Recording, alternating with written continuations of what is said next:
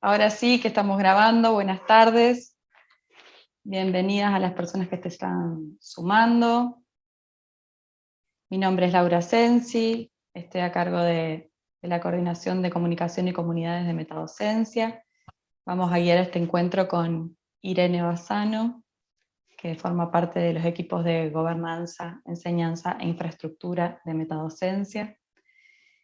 Este es un encuentro que forma parte, es el quinto conversatorio dentro del ciclo de encuentros de gobernanza, un espacio en el que buscamos aprender de especialistas y referentes en este proceso de aprendizaje colectivo que nos ayuda a construir la gobernanza de metadocencia. Hoy tenemos el gusto de recibir a Andrés Piazza, pero bueno, antes de presentarlo voy a hacer un par de aclaraciones adicionales. Estos espacios se guían por unas normas de convivencia que ahora vamos a compartir en el chat, y su participación en el espacio implica que aceptan estas pautas de convivencia. En el documento que también está disponible en el chat y que podemos quizás volver a compartir, tienen la estructura del encuentro. Hay una sección en la cual le pedimos a todas las personas presentes que justamente se presenten, nos digan cuál es su motivación para participar, desde dónde se conectan. Y también hay una sección en la cual figuran algunas de las preguntas que vamos a estar haciéndole a nuestro disertante, y pueden incorporar alguna otra inquietud que quieran incluir. Ahora, si no me olvido nada, permitime, Andrés, que te presente. Ya que en este encuentro nos proponemos aprender, ¿no?, de la experiencia y la trayectoria de Andrés Piazza. Andrés Piazza es director del Instituto de Desarrollo Digital de América Latina y el Caribe y de DELAC, un espacio que se propone combinar la riqueza del diálogo multisectorial de las políticas de Internet con el compromiso de tender puentes hacia la construcción de regulaciones que comprendan el ecosistema digital y fomenten su desarrollo. Es abogado por la Universidad Nacional de Córdoba, Argentina, y cuenta con más de 15 años de experiencia en políticas públicas de TIC y gobernanza de Internet. Se ha desempeñado en diversos ámbitos de diálogo multisectorial, incluyendo foros globales del Sistema de Naciones Unidas, negociaciones de tratados internacionales y otros de alto nivel, en diversos roles, entre los que se destacan haber sido manager general de la Organización de Dominios de Alto Nivel para Latinoamérica y el Caribe, presidente de la CRALO en ICANN, y líder en relaciones estratégicas del Registro de Direcciones de Internet de América Latina y el Caribe, LACNIC. Como consultor en políticas y regulación de Internet, ha asesorado a diversos organismos internacionales, regionales y globales, así como a entes oficiales nacionales y de la provincia de Córdoba, Argentina. ¿Cómo estás, Andrés? Bienvenido. Bueno, muchas gracias, Laura, muchas gracias por la invitación. Muy bien, espero que más allá de de las introducciones o las observaciones o lo que pueda aportarles, se convierta en una conversación y puedan, no sé si interrumpirme, pero por lo menos cualquier pregunta trasladarla. Veo que leo lo que están poniendo en el chat, y si alguien quiere levantar la mano mientras estoy hablando y ahondar sobre algo o preguntar algo, estoy a disposición. Y no sé si alguien me va a hacer una pregunta introductoria, pero quería aclarar también que, por un lado, pienso que digamos, la razón por la cual acepté estar en este encuentro es porque con IDEDELA que estamos haciendo una búsqueda institucional relativamente reciente de justamente construir nuestra propia gobernanza o cumplir nuestra propia misión desde esa lógica de una institución que está iniciando, y además porque estuve en diferentes roles trabajando en organizaciones que no tenían, o que tenían un rol, pero que no tenían como la soberanía del Estado, que dice, bueno, el Estado es el que tiene que cumplir esta función porque lo dice la Constitución, y hay algunas elaboraciones que pueden ser útiles, no solamente formales, sino para mejorar la legitimidad de las organizaciones y para lograr las misiones o relacionarse con la comunidad, que es lo que verdaderamente se busca hacer. Y puede servirle a esta comunidad o bueno, quedar como un antecedente. Veo que hay otros actores que han participado también antes.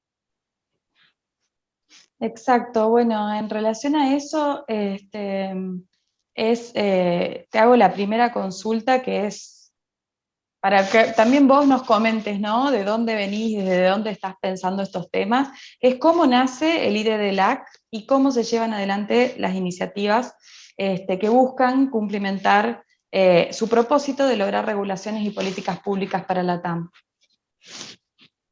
Bueno, el IDDLAC se crea, es una organización que se crea el año pasado, después del primer año de la pandemia, cuando tres personas confluimos en esto. Los fundadores teníamos más o menos 40 años y más o menos 15 años trabajando en esto que se llamaba la gobernanza de Internet, que desde el punto de vista de la parte de la creación de instituciones o de la innovación institucional, era un recorrido en donde quizás los temas de ambiente habían venido antes, pero digamos, este es el rubro de la diplomacia en donde más se consolidó, y desde ahí se está viendo en estos últimos años un cambio muy grande, en donde el diálogo es multisectorial. Es decir, que en donde los temas, los grandes temas de discusión de políticas públicas regionales globales se debaten no solamente entre los gobiernos, sino que hay debates muy amplios, globales y regionales, en donde actores que no son el gobierno discuten y a veces llevan o forman, contribuyen a esos consensos, no siempre en pie de igualdad, pero por lo menos formalmente en pie de igualdad. Entonces, en los inicios de esos debates, la ONU empezó a decir, bueno, ¿qué hacemos con Internet? ¿Qué hacemos con la gobernanza de los recursos de Internet? A Internet le crearon, si bien había un rol del gobierno norteamericano, le crearon instituciones que se fueron como haciendo tipo capas de cebolla para cumplir, una con el DNS, otra con los dominios, otras con la dirección IP. Son muchos de los trabajos que yo tuve en representar a esas entidades en estos últimos años, o en aquellos años, y estas personas que participamos durante mucho tiempo del debate, llegamos a una perspectiva, a una visión. Incluso habíamos publicado algunos estudios sobre el futuro de la gobernanza de Internet hace menos de 5 años, en donde planteábamos, ha sido un debate de creación de políticas públicas muy rico, mucho más rico que el que se da posicional en la diplomacia, y ha digamos, ha horizontalizado la diplomacia y le ha permeado a muchos otros temas. Sabemos que hay temas de discusiones que tienen que ver con diversidades en derechos humanos, discusiones que tienen que ver muy emergentes con otros temas, no sé, ambientales. Me surge ejemplos claros, pero otros temas de los debates de políticas públicas globales que a los que la tecnología y la gobernanza de Internet, los procesos los han permeado y les han mostrado una horizontalidad diferente. Ya los foros de gobierno ya no son esos lugares en donde los observadores son solo observadores y ese tipo de cosas. Entonces se fueron creando instituciones que no eran soberanas, pero que cumplían funciones, y que el mundo entero decía, bueno, las direcciones IP las entregan 5 organizaciones en el mundo y nadie le dice por qué los manejas vos, pero en realidad hubo sí todo un debate de por qué, en donde se preguntaba eso, pero luego se fue construyendo una cierta, una cierta estructura institucional. Y lo que detectó el IDDLAC, y ahí es donde surge, es que, y hay un cierto consenso sobre esto, es que las políticas y esto es muy específico de nuestro campo, pero digo, a lo que quiero llegar es, hay consenso respecto de que todo ese debate sirvió para estar de acuerdo en ese punto original de quién maneja qué recurso, pero el resto de los problemas que hay adentro de Internet, desde ciberseguridad, cómo mejorar las políticas, privacidad, libertad de expresión en Internet, eh, acceso universal, los grandes problemas, la vigencia de los derechos humanos, respeto por las diversidades en Internet, los grandes problemas de Internet, los países los regulan de una manera poco orientada en evidencia, y lo regulan de manera eh, con procesos de bastante mala calidad, mientras hay todo un debate o todo un consenso de múltiples partes interesadas, gobierno, sociedad civil, academia y sector privado, y diciendo sus perspectivas en ámbitos globales o en ámbitos regionales durante años, y esas personas que estuvieron algunas personas que estuvieron estos ciclos en las ediciones anteriores. Fabricio, Beatriz, por ejemplo, son personas a las que conozco de esos debates, ¿no? Cada uno de su ángulo. Y las políticas públicas no se están nutriendo de eso. Entonces, creamos una organización que intentaba ayudar un poco a cubrir ese gap. Es decir, a mejorar, por un lado, el basamento de evidencia que es insumo de la toma de decisiones de políticas públicas, y ahí eso te convierte en una especie de think tank y de alguien que aporta algún grano de arena en esos puntos. Y después, por otro lado, los actores que intervienen en los debates no han permeado sobre las tomas de decisiones en los países, y por lo menos en la región, la idea es encontrar espacios en donde hay cierto consenso sobre alguna política pública o algunas perspectivas, y tratar de mejorar la capacidad de incidencia de esos espacios. Entonces, a diferencia de otros actores que tienen misiones más claras o más concretas respecto de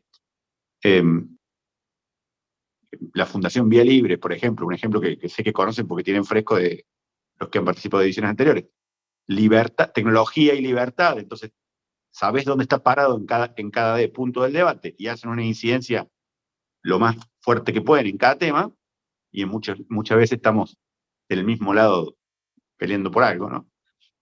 Esta organización intentó, perdón, a su vez, estos fundadores pensábamos que la mayoría del tiempo quien trabajaba en políticas públicas de gobernanza de Internet estaba frenando malas iniciativas. Entonces, esta organización intenta ser neutral respecto de a quién representa, pero no neutral respecto de los valores que representa la Internet abierta, estable, segura, universal, los principios, la vigencia de los derechos humanos, sí son parte de la misión, pero ¿cómo podemos establecer denominadores comunes y avanzar en algunos temas? Entonces, yo no sé si me estoy pisando con la siguiente pregunta, Laura, pero el primer, o que me debería interrumpir en el relato, pero el primer impulso que tuvimos fue, bueno, que en particular los tres miembros los tres directores fundadores, habíamos sido animadores de la creación del Foro de Gobernanza Interna Regional, del LAC-IGF, lo habíamos fondeado, lo habíamos construido, habíamos sopesado las diferencias entre gobierno, sociedad civil y sector privado, para que tuvieran resultados esos procesos neutrales, no neutrales, porque si no termina como dejando al proceso inoperante, sino que reflejen todas las perspectivas. Y pensamos, bueno, tiene que haber un organismo que sea creado por otros organismos, así eso garantiza la neutralidad, ¿no? Entonces, en el 2021 probamos esa forma de estructura legal, y con los propios actores a los que nos acercamos, personas con las que tenemos relación de mucho tiempo, para decir que estas organizaciones creen a una organización neutral, nos dimos cuenta que eso le iba a limitar la capacidad a la organización. A mediados del 2021 queríamos crear un organismo internacional en Uruguay. Para eso, como varias de estas organizaciones tienen, para eso las organizaciones tienen que ser organizaciones de organizaciones. Entonces dijimos, bueno, quizás eso sea un estadio de innovación institucional posterior, y creamos una fundación que al principio iba a ser en Uruguay, y luego, sorprendentemente, Argentina, en la comparativa, hay un uruguayo, un español viviendo en Uruguay, y ahora en España, una brasileña y yo argentino entre los fundadores, y después hay equipo en Brasil, en Uruguay, en Venezuela. Comparamos los diferentes lugares y decidimos que Argentina era el lugar, con todas sus dificultades, propicio para crearlo. Y la inspección de personas jurídicas de mi ciudad, de mi provincia de Córdoba, aún más ágil, puede crear una persona jurídica con mucha agilidad, pero es una fundación, hasta ahora es solo una fundación. Pero como quiere ser un organismo neutral en un debate que tiene múltiples partes, está el desafío de la gobernanza del propio organismo, y está bueno, esta instancia está buena incluso que quede grabada y publicada, pero no es un secreto en nuestra comunidad, pero es algo difícil de poder plantear hacia afuera, y no es un secreto en el sitio web del IDDLAC, o con nuestros financiadores, pero ¿cómo haces para ser neutral si en realidad sos una fundación? ¿Y cómo haces para ser neutral si te financia tal y tal, ¿no? Tal proyecto y tal otro. Entonces, esa construcción la decidimos hacer una especie de startup, ¿no? Digamos, es un camino que va a ir hacia algún lugar, pero mientras tanto está en este punto y, bueno, buscará ir hacia ese lugar. Y bueno, se empiezan a ramificar desafíos en la gobernanza luego de de este recorrido que estoy contando, porque ya vengo más o menos por el inicio de 2021, ¿no? De 2022, perdón.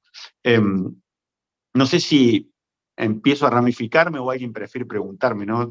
Si van a esperar que yo pare de hablar, no sé si es fácil eso.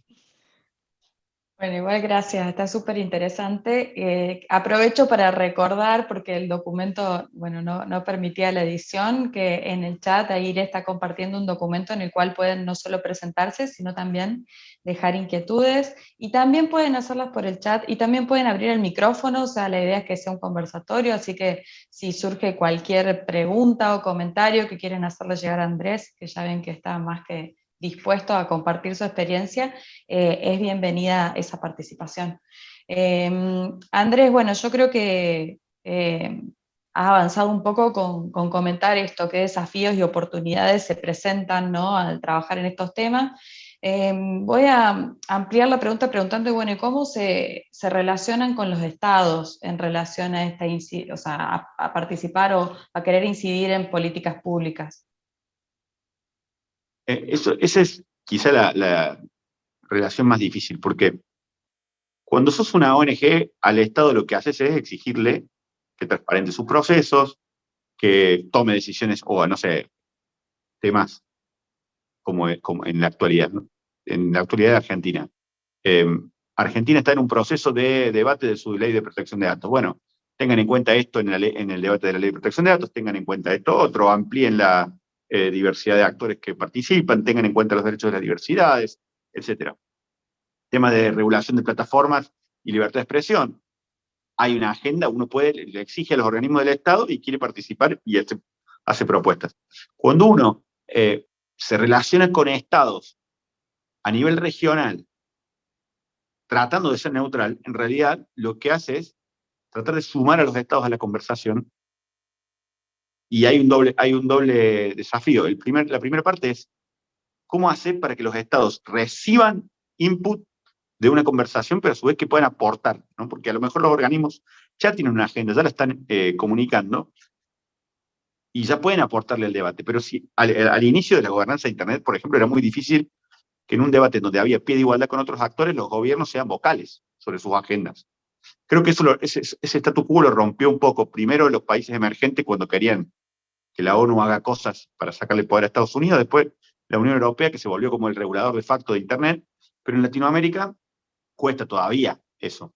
Entonces vos, lo que intentamos hacer, si fijás, los proyectos que tiene el IDE del AC son 3 coaliciones. Hay una sola que es todavía realmente muy visible o muy pública, que es una sobre cifrado, que es, bueno, dentro de nuestros valores encontramos cosas que casi toda la comunidad comparte, o visiones que comparte, o preocupaciones que comparte, y que podemos trazar denominador común, porque lo que pasa es que esos actores que comparten alguna visión no, no saben muy bien caminar juntos sobre un tema específico, y tratar de ayudarlos a eso. Entonces, ¿cuál es el rol del gobierno ahí? El gobierno se lo invita a una conversación, pero en la coalición de cifrado, el área de tecnología de la CEPAL, el programa ILAC digamos, de desarrollo e inclusión digital y políticas de sociedad de la información de los gobiernos y de la CEPAL,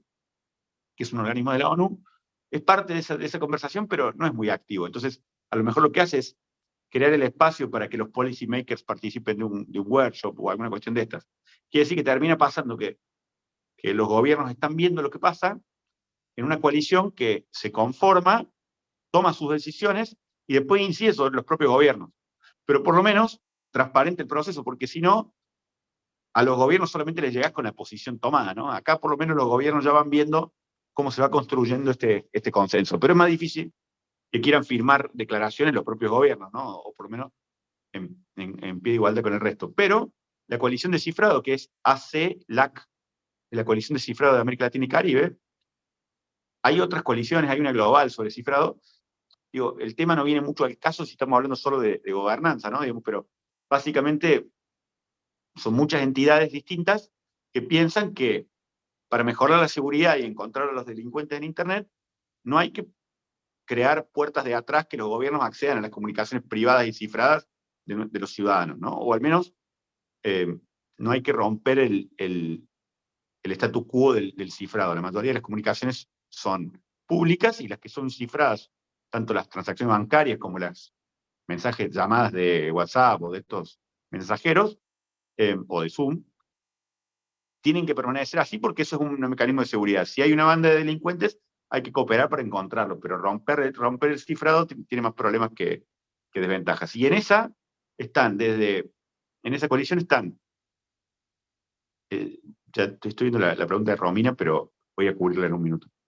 En esa coalición está desde WhatsApp y Zoom y las cámaras del sector privado, hasta el CAD de Ecuador, que es ese activista Ola Vini, que está perseguido que tiene problemas penales por justamente desafiar el statu quo en las discusiones públicas de Ecuador. Son una organización que se dedica a la ciberseguridad, o el proyecto Tor, que es justamente un proyecto de creación de tecnología que trabaja sobre temas de privacidad, pero no es una representación de un sector. Entonces, a los gobiernos se les incide, pero con una transparencia en el proceso de creación de esa decisión, y con un impacto bastante alto, por lo menos en cuanto a Latinoamérica. Se ha logrado revertir un poco este año la conciencia respecto del tema del cifrado. Después hay otras coaliciones, yo la verdad que no sé si debería ahondar tanto sobre cada uno de los proyectos, pero sí sobre el hilo conductor de que, bien, ahí sí puedo responder a lo de Romina. Entonces, el hilo conductor de que, cómo se va construyendo el consenso. Se encuentra un denominador común sobre algo en actores que en el otro 80% de sus agendas están en desacuerdo, ¿no? Digamos, o sea, en esta coalición de cifrado están organizaciones que promueven seguridad, privacidad o derechos humanos en Internet en sus países y que son referentes y que tienen discusiones fuertes con Facebook, con Meta, con estas empresas, plataformas de Internet, con Google, y al mismo tiempo están algunas empresas y al mismo tiempo están algunos académicos. Y aquellos que incluso están como a la izquierda de todos en este tema, pero están de acuerdo en este tema. En la coalición de niñez, de infancias y principios de Internet, esa todavía es una mesa permanente que va a tener visibilidad pública más adelante. Están desde Google, TikTok, Twitter, Facebook y otras empresas, plataformas tipo Kawaii y otras, hasta las ONGs la mayoría de las ONGs que defienden derechos humanos en Internet y derechos de las infancias. En algún momento lo que pasaba, hace unos años, era que los que defienden derechos de las infancias en Internet promueven iniciativas que defienden a las infancias, pero que tienen contraindicaciones para las libertades en Internet, y aquellos que promovían las libertades de Internet, por lo menos no querían, y menos las empresas, tener una agenda distinta de la de los derechos de la infancia. Bueno, trazar denominador común y encontrar a dónde hay acuerdos para después poder tener posiciones regionales es un trabajo de una construcción que intenta ser neutral, pero que tiene una misión clara, y se han logrado, en el caso de cifrado, se ha logrado que haya declaraciones públicas en los procesos de... me tengo que alejar porque el sol se va corriendo y me va encontrando, aún a través de la cortina. En los procesos de ciberseguridad o de normas de protección de datos de Brasil, México, Chile y ahora de Argentina, hay pronunciamientos públicos. Pero a su vez hay diálogo con los propios actores de gobierno y entre los diferentes sectores, y después con cada una de las comunidades que está afectada por este tema. Entonces, comunidades LGTBIQ, comunidades de diversidades, de distintos activistas de derechos humanos en Internet que tienen problemas de privacidad, y otros, para trabajar capilarmente con las diferentes comunidades a las que les afecta el problema. Entonces no es tanto sobre la agenda, sino sobre el common ground, ¿no? Ese es el enfoque de Lidera. Y después, toda la parte de think tank es un poco menos visible, pero es crear insumos, ¿no? O sea, trabajar con algún organismo de cooperación internacional para hacer un estudio que haga una factibilidad legal sobre algún tema o sobre alguna cuestión que esté todavía subanalizada. Que las legislaciones siguen creándose sin nutrirse, y al mismo tiempo los estudios que hay o la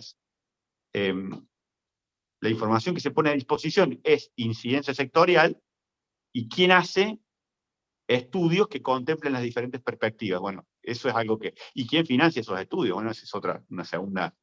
a lo mejor deberíamos pasar a esa parte del debate, pero no sé si contesté la pregunta o si alguien le quiere dar un seguimiento a la pregunta de recién.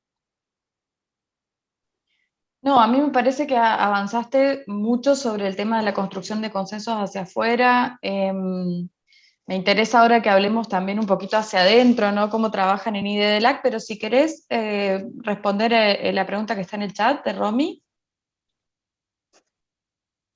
Creo, perdón, si querés la leo para que quede grabada, porque creo que si no, no se graba, no queda en la grabación.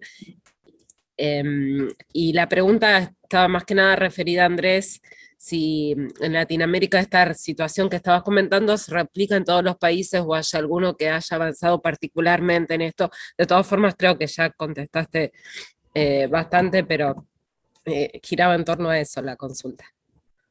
Intenté contestarlo. Si estaba hablando solo de... Yo a cifrado lo cubrí porque es el proyecto más visible que tenemos, pero no estaba hablando de cifrado en esta charla, sino de un ejemplo de cómo tratamos de construir un modelo de gobernanza, ¿no? Digamos, en realidad, cada país tiene una evolución distinta, dispar. De hecho, en el caso de cifrado lo que pasaba era que lo que pasa con Brasil muchas veces cuando hablamos de Latinoamérica y Caribe, somos 600 millones, más de 500 entre los hispanohablantes y los portugueses parlantes, y digamos, los portugueses parlantes son 210, 215 millones, 45% de la región, pero es un solo país. Entonces, cuando vos haces un enfoque diplomático, un solo país tiene un voto, ¿no? O sea, en la OEA, en la CELAC, en la CITEL, en los lugares a donde se discuten estos temas. Y bueno, sí, obviamente es la voz más fuerte de Latinoamérica, es un solo voto. Pero en tema de cifrado, es el país que más desarrollo relativo tenía, es el país que tenía el debate en su Congreso más estructurado. Había un mal proyecto que amenazaba el statu quo, pero los actores aprendieron a trabajar. Entonces, por ejemplo, la sociedad civil brasileña, las organizaciones son individualmente miembros de la coalición de cifrado, pero la coalición que las nuclea también. A su vez, organismos de gobierno distintos tienen posturas públicas tomadas sobre el tema, y en el resto de los países están recién aprendiendo de qué va. Entonces, la creación de sustancias se dio mucho de Brasil para con la región en este tema. No en todos los temas es por igual. A veces Brasil es un país más. En algunos otros temas es un país más. En protección de datos personales quizás sea un país más.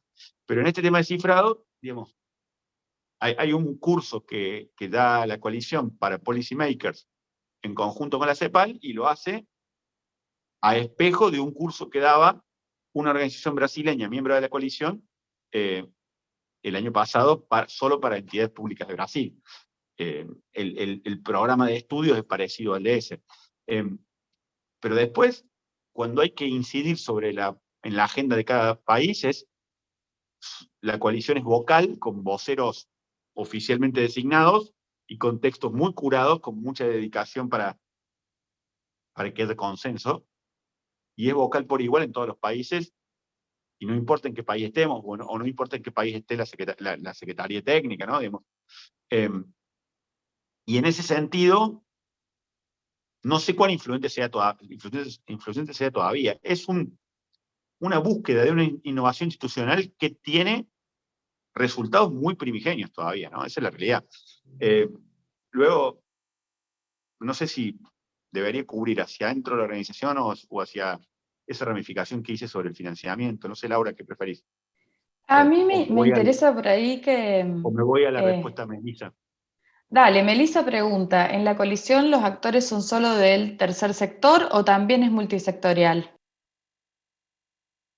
El IDDLAC es una organización, una fundación del tercer sector, porque no puede ser otra cosa. ¿Cómo hace para ser neutral? Tendría que ser un organismo internacional o algo así, ni siquiera solo de gobiernos, porque, digamos, algún día alguien tiene que crear un organismo internacional que se dedique a estos temas, pero quizás sea dentro de 20 años, ¿no? Entonces, y si lo crean van a ser solo los gobiernos, bueno, pero es una fundación. Es una fundación, es un actor en el tercer sector. Por eso es que digo que nuestra condición de neutral pretendemos ganárnosla en la cancha. Y es, y puede ser recusada, ¿no? Alguien podría cuestionarla, digamos, con toda la legitimidad del mundo. Ahora, las coaliciones que se conforman son multisectoriales, es decir, que a las coaliciones las integran actores de academia, sector privado y sociedad civil, y son invitados a la conversación actores gubernamentales, pero es difícil que sean miembros de una coalición, porque después un actor gubernamental difícilmente pueda hacer incidencia sobre sí mismo, ¿no? Ahora, por ejemplo, la tercera coalición que tiene, digamos, es pública desde esta semana, pero existe hace un año, es la de conectividad rural, que, digamos, si capaz para explicarla debería tomarme un paréntesis y dedicarle unos minutos, pero es una coalición en donde el IDDLA creó un proyecto en donde intenta sacar denominador común, lo mismo que siempre, es decir, sobre conectividad rural hay un problema grande, que es que el 50% de Latinoamérica todavía no tiene internet. La pandemia nos mostró lo que necesitamos con internet, y pasaron 2 años de la pandemia y habrá 55% de Latinoamérica con internet, concentrado sobre todo en los grandes centros urbanos, que son los que tienen la mayoría de la población de la región, y en conectividad rural hay declaraciones de consenso de CITEL, de CEPAL, los organismos internacionales ya dicen cuál tiene que ser la hoja de ruta de la conectividad rural. El sector privado está de acuerdo, es decir, los operadores de internet, las empresas que dan acceso, están de acuerdo de cuál tiene que ser la hoja de ruta, y no se implementan las políticas. Entonces, quisimos crear una coalición que implemente, o sea, que aterrice las políticas públicas de conectividad rural para poder llegar lo más rápido posible con conectividad, que además sea internet, no que sea algo distinto de internet como zero rating o alguna cosa distinta, ¿no? Entonces, ya está escrito ese consenso, lo que tratamos de hacer es aterrizarlo. Y nos tardamos un año, realmente un año, desde el inicio del IDDLA, que está este proyecto, en lograr que el organismo internacional que nuclea a todos los reguladores de telecomunicaciones, la ENACOM de Argentina y todos los otros de toda Latinoamérica, que se llama Regulatel, lo haga un proyecto de su organización. Entonces, hoy, digamos, esta semana empezaron las invitaciones a participar a actores del sector privado y de la sociedad civil a la coalición, porque Regulatel se tardó un año en decir, ok, este puede ser un proyecto nuestro, porque tuvo que tener debates. Cada país a su interna.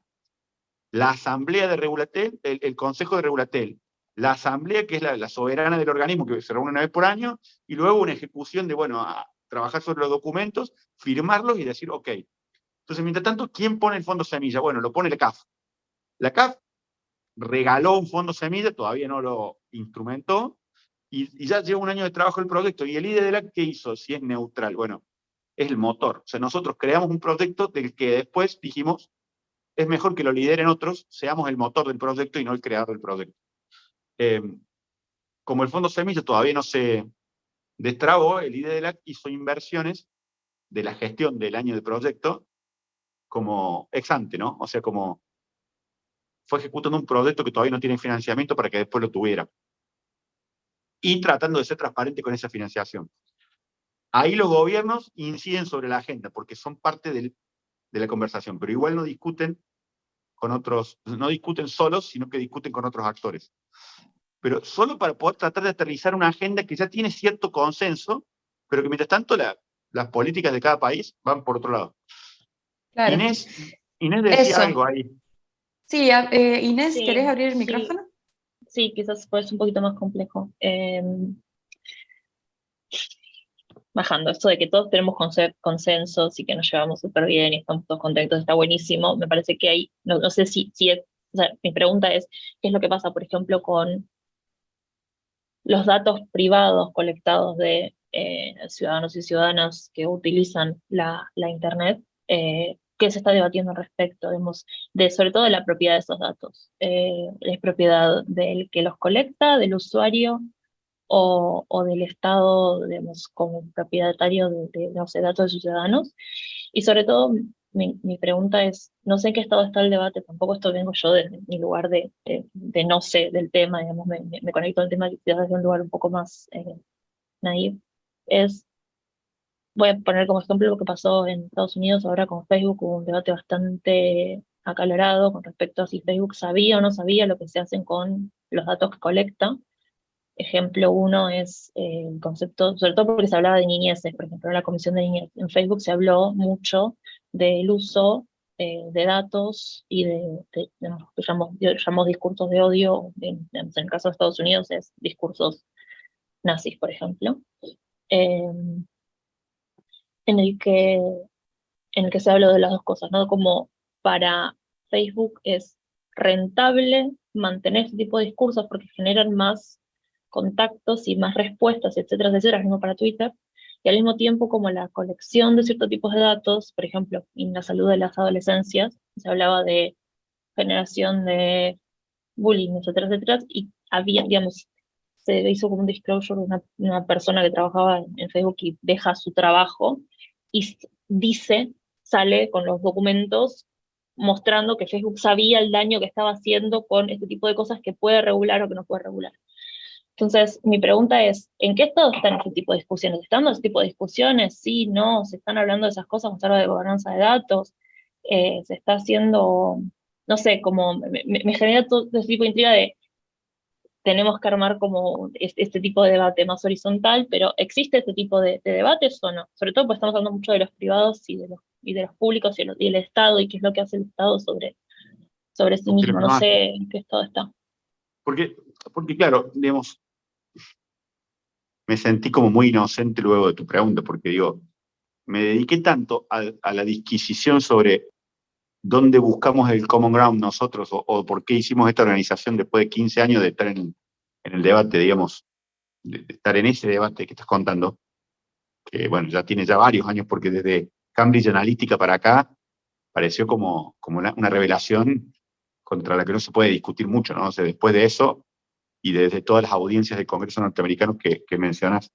Pero el problema es que cuando pasan estos escándalos, la academia tiene conceptos muy concluyentes sobre dónde están los problemas, sobre dónde están los problemas de transparencia, los problemas de regulación privada. Vos fíjate que ahí, todavía, en el problema que estabas describiendo, no dijiste todavía que a algunas cosas les interesa que circulen a las plataformas, entonces no se las combate. Y otras cosas les interesa a los accionistas de las plataformas que no circulen y se las censura con inteligencia artificial, y la inteligencia artificial la aplica una empresa privada que no sabemos qué criterios usa para poder decir que una palabra o que una expresión o que un video es sensible o no puede estar en un... que no es una expresión legítima y se tiene que borrar. Entonces, el 98% de las bajas de contenido que hacen las principales plataformas, Facebook hace un reporte de transparencia con esto, yo no estoy exagerando cuando digo 98%, son bajas de contenido que la propia inteligencia artificial detecta y baja, no son apelaciones, ¿no? La regulación privada es otro de los grandes problemas. Ahora, a lo mejor es más interesante eso que hablar de gobernanza. Yo lo que estoy tratando de hacer es, con un pelapapas, sacar solo la cascarita del tema y hablar de cómo intentamos crear una organización que discuta el denominador común entre actores que están en desacuerdo y que, como están en desacuerdo, debaten desde hace años, llegan a algunos temas en donde están de acuerdo en común y dicen, bueno, esto es un problema entre todos. En muchos otros temas no progresan, y mientras tanto, los tomadores de decisiones toman decisiones poco informadas que son perjudiciales para el ecosistema de Internet y perjudiciales para los ciudadanos, o no toman las decisiones que previenen estos problemas que vos mencionabas. Entonces, como ese es el escenario, lo que hicimos fue crear una organización que intente avanzar 1 metro. Avanzar 1 metro no resuelve el problema, pero en algunos puntos, es bueno, en este tema, estos actores que no están de acuerdo en nada, porque la sociedad civil todo el tiempo le dice a Facebook, mira esto que pasa, ¿no? Y la academia escribe algunas cosas que también. Y los estados a veces tienen leyes que, cuando tienen una iniciativa que quiere resolver este problema, por ejemplo el tema de las infancias, tienen leyes que para proteger a las infancias pueden llevarse puesto dimensiones de la libertad de expresión que en realidad no querían llevarse puesto. De hecho, los que escribieron esas leyes son defensores de derechos humanos, pero de un sector. Entonces, el IDELAC lo creamos para tratar de encontrar un denominador común. Como me concentré tanto en hablar del ejemplito puntual, estoy seguro que el debate sustancial real es más interesante. De hecho, es al que me dediqué siempre, digamos. Y académicamente es mucho más interesante de hablar de eso, de los reales problemas, y no hablar de dónde encontramos, o sea, en este tema sí estábamos, o sea, una teoría de conjunto, tipo un diagrama de Venn, ¿no? En este tema estaban de acuerdo todos los actores, entonces a partir de ahora cambió y es esto mismo. Pero de todos modos, no es solamente una visión de las políticas de Internet, sino que creemos que las políticas públicas generales, no solo las de tecnología, no solo la gobernanza de Internet, necesita de más denominadores comunes, porque la polarización política de los últimos años, que también un poco tienen que ver las plataformas en esto, nos está haciendo perder esos denominadores comunes en otros segmentos. Para eso creamos esta organización. Quizás es aburridísimo la misión que nos pusimos. Particularmente, a mí me interesa más dedicarle la media hora, no sé cuánto tiempo, 15 minutos que quedan, Sí. a hablar de la pregunta esa, de responder la pregunta, de cómo, de si la privacidad por diseño está creada, o la violación de la privacidad, o si son adictivos a propósito las innovaciones en Reels o en las diferentes plataformas que hay. Pero eso no es de lo que habla el IDELAC, porque el IDELAC trata de avanzar 1 metro en el consenso general. Porque eso, lo que sí te digo es, ese tema está mal regulado. Los que lo regulan no saben lo que están regulando, los que no quieren ser regulados saben y no pueden transparentar o no transparentan también la información que debe ser disponible, y los otros actores son muy débiles. Entonces, con ese escenario, ¿qué hacemos? Y al mismo tiempo, ¿quién financia estas cosas? Es otro problema, ¿no? Porque el que lo financia tiene un interés. Entonces, ¿cómo construir una financiación transparente y balanceada? Es difícil. Andrés, muchísimas gracias por presentar la complejidad del escenario y la absoluta vigencia de las discusiones. Muchos de estos temas los vamos a estar recuperando en otras actividades que tenemos pensadas, en las cuales vamos a estar hablando y discutiendo sobre la tecnología, el uso de datos, la inteligencia artificial, los impactos sociales y cómo construir justamente ahí marcos, ¿no? De referencia y regulatorios que acompañen. Ahora, para volver un poco al core de este ciclo de eventos de gobernanza, y porque quedan unos minutos, yo quería avanzar un poquito en algunas preguntas que también fuimos compilando del interés de la comunidad, y una de esas es, a partir de toda esa expertise que vos tenés, y considerando que en Metadocencia estamos trabajando en la definición de nuestra propia gobernanza, y que nos interesa orientarla a un enfoque regional, con toda este escenario que nos planteás, ¿no? De la complejidad en la construcción de las discusiones, de los consensos, de las reflexiones, Laura dejó una pregunta para que te hagamos, que es, ¿qué recomendaciones prácticas para construir nuestra gobernanza le darías a una organización comunitaria como Metadocencia? Wow. El tupé, ¿no? ¿Quién soy yo para decir cómo tienen que construir su gobernanza? ¿A quién más podemos preguntar? Sí, ¿no? Hace un rato antes de que se presentara de que se abriera la grabación, yo les preguntaba, me contaban quiénes eran las personas que estaban involucradas y cuál era la misión y cómo era el financiamiento y cómo estaba creciendo, estaban impactando mejor sobre su misión y creciendo. Yo decía, ¿quiénes son? Este ejercicio se hace en las planificaciones estratégicas de estas organizaciones que son ni muy, muy, ni tan, ¿no? Digamos, y al mismo tiempo, en los diferentes trabajos que tuve, ya ahí no estoy hablando desde mi trabajo actual, ¿no?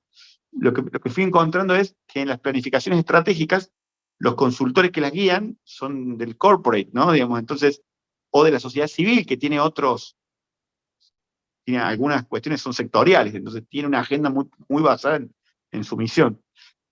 ¿Cuáles son los stakeholders o quiénes son los miembros a los que hay que rendirle cuenta en el sentido de que quiénes son los dueños de la misión? Es decir, a quién hay que beneficiar con la misión. Si los dueños de la misión están adentro y tienen voz sobre la organización, es bastante fácil. El consejo es crear una estructura de management lo suficientemente ejecutor que se pueda guiar de esos stakeholders. Ahora, cómo se construye es más difícil. Y al mismo tiempo que el financiamiento sea un financiamiento al que se le pueda rendir cuentas y al que se lo pueda buscar sin alterar la misión, porque el problema es que a veces el financiamiento es como un mercado, tiene algunas cosas que interesan financiar y la misión es un poco otra. Nosotros con el IDELAC este problema el problema del financiamiento lo abordamos de dos maneras. Una es lograr que algún actor de los interesados financie un proceso de creación de denominador común, diciéndole a todos los otros, yo lo financio al principio y después vemos cómo seguimos. Como todavía no hemos avanzado tanto, en todos hay un financiador de semilla, en algunos casos es Facebook y es Google, o en otros casos es un organismo tipo regional, pero es un financiador semilla. Pero después, cuando creaste una comunidad y el proyecto ya es de todos, ok, vamos a ver entre todos cómo logramos seguirle la financiación. Pero la financiación de la organización es más difícil, porque tiene estos recorridos que seguramente algunos otros, pienso en Fabricio y Beatriz, que trabajan en organizaciones, estuvieron en encuentros anteriores y trabajan en organizaciones que ya están como más consolidadas en el tiempo, que tienen donantes fijos, estables, algunos que son donantes core de la organización. Se va creando una evolución en eso, ¿no? Entonces, la evolución tiene más que ver con cómo vas creando confianza en esas organizaciones, ganando algunos llamados y después teniendo la posibilidad de ser financiada como en su totalidad. Yo creo que incluso en eso ya tienen un buen camino recorrido. Otro consejo es trabajar sobre la independencia de fuentes de financiamiento, porque a veces te cuestionan algunos actores por la falta de independencia de fuentes, pero si los stakeholders están bien con eso, no pasa nada.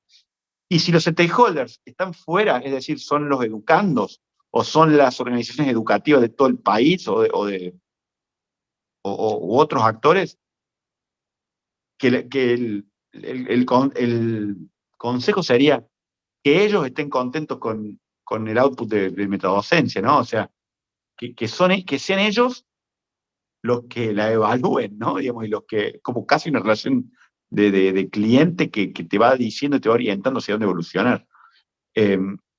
A veces es difícil para las organizaciones sin fines de lucro encontrar esa comunidad de a quién sirven. A veces las dinámicas internas terminan creando alguna otra dinámica o algún otro resultado. Pero bueno, me parece que me cuesta en concreto decir algo más. No sé si hay unas preguntas en el chat que era para agregar a eso. Me parece que era el tema no, anterior. era la encuesta de Irene, perdón. Sí, ahora ya en el chat estamos compartiendo una breve encuesta sobre el evento para quienes participaron, que nos dejen sus impresiones.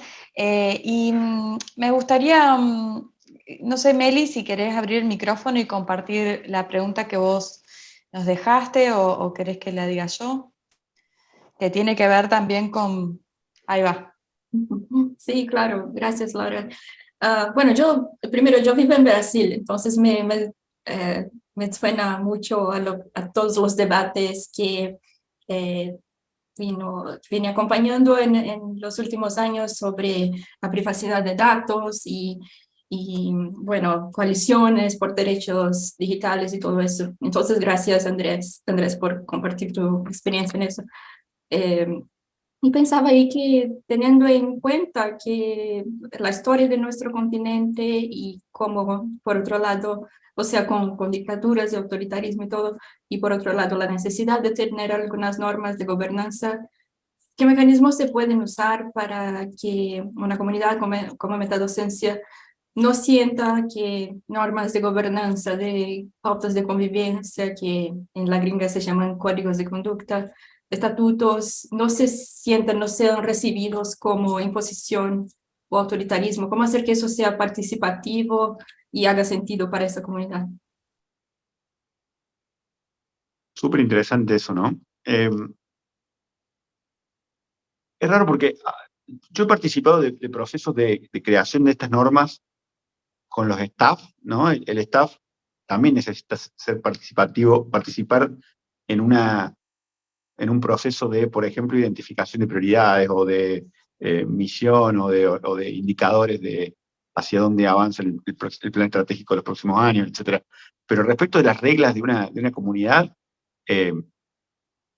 la participación con toda la comunidad es algo muy difícil, porque aun cuando uno cree espacios abiertos, sin restricciones, sin barreras, en los cuales se puedan canalizar las participaciones tipo asambleas generales, ahora después de la pandemia se puede decir que eso se hace enteramente remoto y puede funcionar, pero por lo general termina pasando que tiene más posibilidad de participar el que está in situ en esos procesos.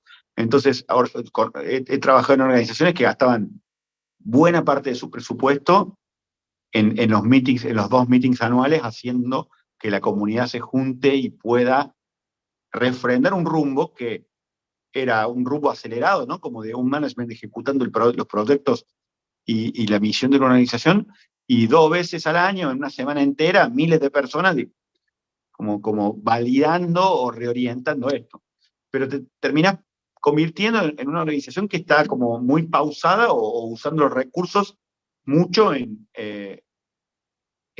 asegurarte de que la comunidad esté de acuerdo. En el caso de, no sé, de las organizaciones que tenían, en las que yo trabajé, ¿no? Algunas, 2 de las que yo trabajé, 3 de las que yo trabajé, un monopolio sobre un recurso, entonces, y no tenían accionistas, entonces podían gastar una buena parte de su presupuesto en esto, en el outreach y en una asamblea de 3.000 miembros en un lugar, ¿no? Pero las organizaciones que tienen donantes,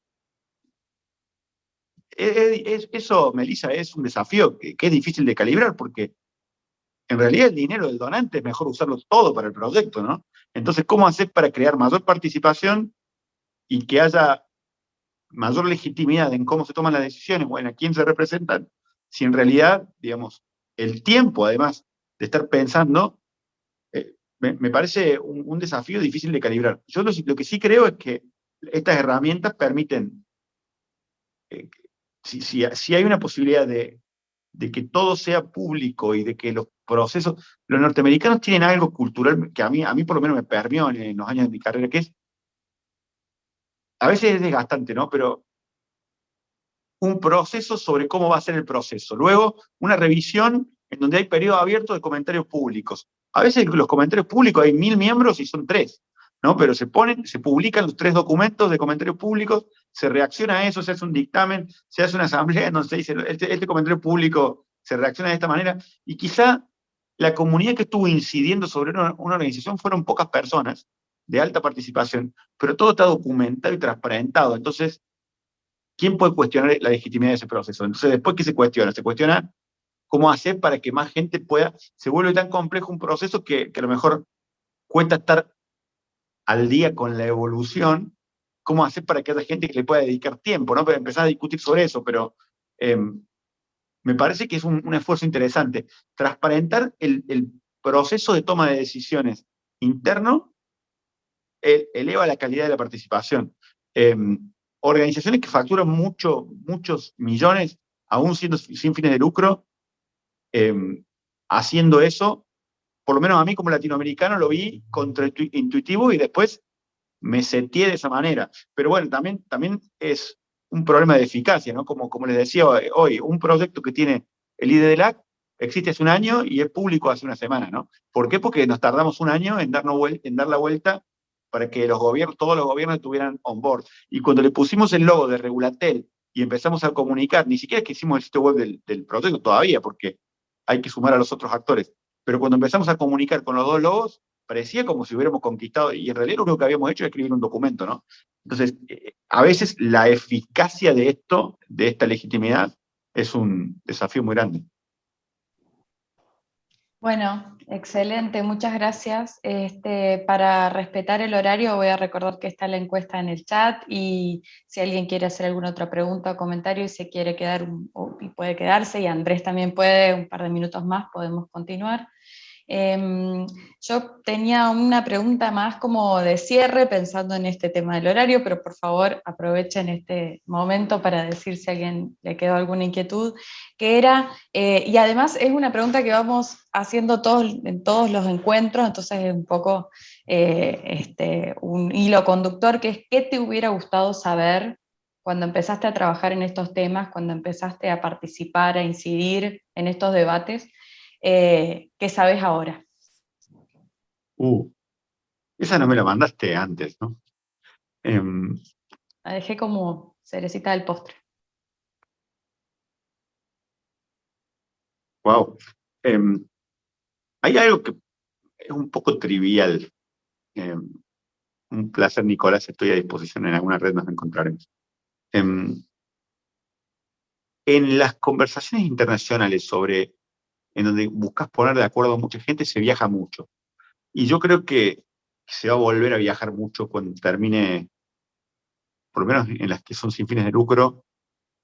En el 2020 había presupuestos para viajes, en el 2021 ya no se pusieron los presupuestos, y en el 2022 los espacios que estaban creados, en donde la gente se encontraba, ¿no? En donde yo por lo menos veía a algunos de los que participaron de estos encuentros una vez por mes, y ahora me los cruzo una vez cada 4 o 5 meses, ¿no? Estos viajes están volviendo, pero menos. Pero en la pandemia ya como que nos cansamos un poco de estas instancias como de Zoom o de Meet o de estas. Yo creo que las reuniones presenciales a donde suceden las cosas van a seguir existiendo, y yo a los 25 años pensaba que eso no existía, que no pasaba esto. Los viajes muy intensos son algo de lo que te cansas. Voy a volver a viajar muy intenso, creo que el año que viene, ¿no? Digamos, pero he llegado a viajar la mitad del año fuera, digamos, ahora tengo hijos un poco distintos. No sé si alguien de ustedes ya tiene esa agenda, o la tuvo, o la tiene para metadocencia, o lo que fuera. Los viajes son algo que hay que elegirlo con mucho cuidado. No solamente porque consumen presupuesto, sino porque desgastan con una intensidad muy grande. La verdad que yo pensaba que no, que estaba buenísimo. A los 25 años pensaba que estaba, como a los 20, debería decir que tengo 20 años de experiencia, porque como a los 20 empecé con esto, y voy a cumplir 40 en enero, así que diría que eso es algo de lo que me sorprendí. Y es más, cuando un proceso, no sé, ese es el ACRALO, que era un organismo para el que trabajé, que fui presidente hace como 15 años, cuando se estaba crearlo implicaba un viaje por mes. Y había unas personas que ahora, que tienen unos años más de lo que yo tengo ahora, que me decían, anda vos, a mí no me interesa viajar tanto. Y yo decía, pero ¿cómo? Si, no sé, Kuala Lumpur, Singapur, no sé. Es algo de lo que te cansas. Me parece que es interesante tener en cuenta eso, para que los procesos no impliquen muchas reuniones presenciales necesariamente, aun si fuera en Buenos Aires, ¿no? Digamos, aun si fueran nacionales. Y que al mismo tiempo sí son imprescindibles. O sea, calibrar eso. Es imprescindible tener instancias presenciales, y es imprescindible limitarlas también. Por ahí era unanimidad, por ahí no es un problema de ustedes, pero digamos, es algo que me sorprendió con los años. No, creo que metadocencia, por el formato que tiene, bueno, apuesta a estos procesos de construcción colectiva también mucho en el ámbito digital, ¿no? Entonces, hay ahí algo que se habilitó y que se potenció mucho en la pandemia, que, bueno, supongo que responde un poco a esa necesidad que estás manifestando, y que se va a ir combinando con la necesidad de instancias presenciales. Bueno, de mi parte un gustazo, muy agradecida de que hayas participado. Vamos a quedar en contacto para seguir conversando y activando espacios de discusión sobre estos temas. No sé si alguien quiere hacer algún otro comentario, o pregunta. Queda el documento abierto para compartir. Vamos a compartir también esta grabación. El próximo evento es el miércoles 28 de septiembre a las 17, en el cual nos va a visitar Mayra Bota y vamos a conversar sobre gobernanza e innovación educativa. Así que invitamos a todos los presentes y ya vamos a estar enviando también por otros canales la invitación a participar. Y bueno, muchísimas gracias de nuevo, Andrés. Espero que lo hayas disfrutado y vuelvas. Un placer. Ojalá que sí, ojalá que pueda volver en alguna. Bueno, muchísimas gracias a todos entonces. Muy buenas tardes. Chao, gracias. Chau, chau.